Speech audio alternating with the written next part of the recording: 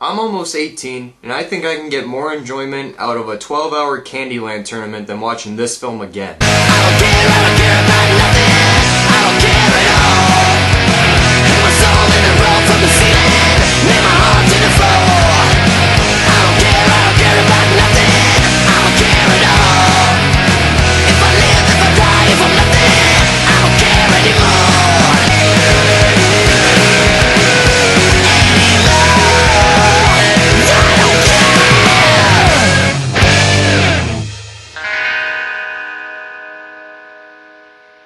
Hop stars Russell Brand as the voice of E.B., a young bunny rabbit who is about to be named the new Easter Bunny as a successor to his father, who's voiced by House's Hugh Laurie. However, E.B. has the dream of being a drummer instead because he feels like he wants to branch out and do something else instead of being what he's been trained to do all his life. So he ends up running away from, insert Easter pun right here, Easter Island, and he ends up transporting himself to Hollywood where he tries to make it big as a drummer. But then things take a different turn, which he runs into the unemployed and kind of a loser in life Fred O'Hare, who's played by James Marsden. The two end up meeting together, and Fred decides to help E.B. with his dream of being a drummer, while he wants E.B. to be his help at becoming the first human Easter Bunny. But meanwhile, at Easter Island, the second-in-command chick named Carlos, who's voiced by Hank Azaria, is staging a takeover to become the new Easter Bunny because he has been the second-in-command to Hugh Laurie's current Easter Bunny for so long.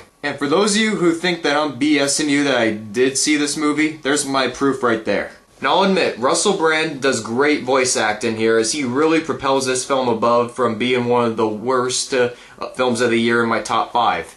He makes it the best out of the stuff he's given, and he even has some good lines off and on. Like, I'll admit, I chuckled a bit at his character. Like, the character E.B. is what really keeps the movie going in some parts. And Hugh Laurie and Hank Azaria both do pretty good voice work as well, even though they're a bit limited in their voice work, but still, they did good, especially Hank Azaria. He didn't have me cracking up a lot, but his accent that he chose was interesting, to say the least. But here's where the bad comes. James Marsden, I think, is such an underrated actor, and it's still pining me why he was in this. It's kind of creepy enough to see a nearly 40-year-old actor playing a role whose character is like in his mid-20s or so, probably not even 30 yet, and he's kind of mugging for the camera a lot in this film. I mean, why James Marsden? I mean, I really like this guy and some of the stuff he's done. I mean, he is awful in this film.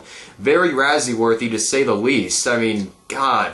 I mean, why? I mean, there's so many other different actors he can cast in this part, and I'm still confused why he was in this. Now, the supporting cast stemming from Kaley Cuoco from The Big Bang Theory to Gary Cole from Office Space, who's one of my favorite cult actors out there. They're all wasted of their potential, of course, especially Gary Cole. I mean, I thought I would never see him in a film like this. I mean, I don't even know why he's in this in some parts. I mean, this guy's been known for really making a big splash in R-rated comedies, and just, why were you in this? Now, there are a few cameos in this film, too, that stem from two very famous names who I don't really like at all. Now, the two cameos that are in this movie are pretty much dumb. I mean, I didn't care for either of them. One of them was clever for a bit, then they stretched it one more scene, and it was just, you know what, gone. Like, I already forgot about it already. Now, the script is just piss poor in every way, and it's very Razzie-worthy, as there are a lot of tired jokes in this film. Like, there are some, I'll admit, there are some clever things that they do with Easter,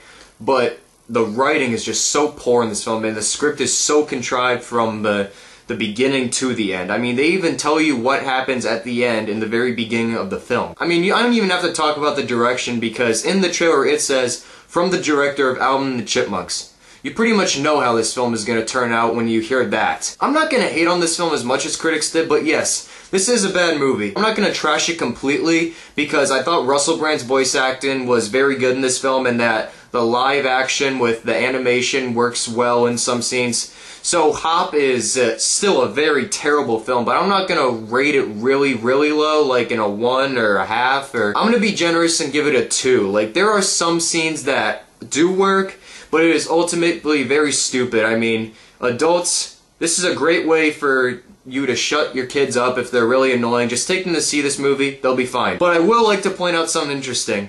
There was like a 5-year-old that was a few rows behind me in this film, and he turned to his mom and said, Mom, this isn't funny. To quote a famous song by the band The Offspring, you're gonna go far, kid. So I hope you enjoyed my review of Hop. You can also find my written review on aboutmovies.webs.com. Also follow me on Twitter. Give me some love and subscribe to my channel. In the meantime, I'm Tyler from Kaley Reviews, and I'll see you guys later.